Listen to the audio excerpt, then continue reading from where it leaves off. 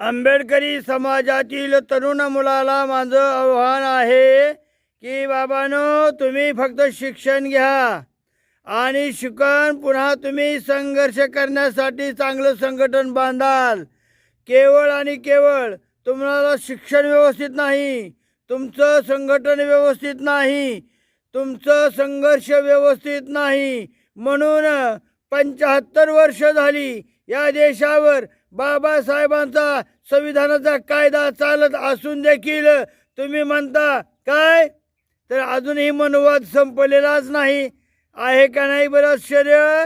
अरे बाबा, मनोवाद केव्हा संपला? 1950 पासून किंवा 47 पासून म्हणा हवं तर।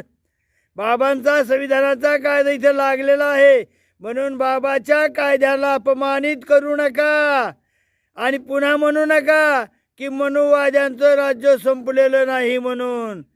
आलं लक्षात? जय भीम, धन्यवाद।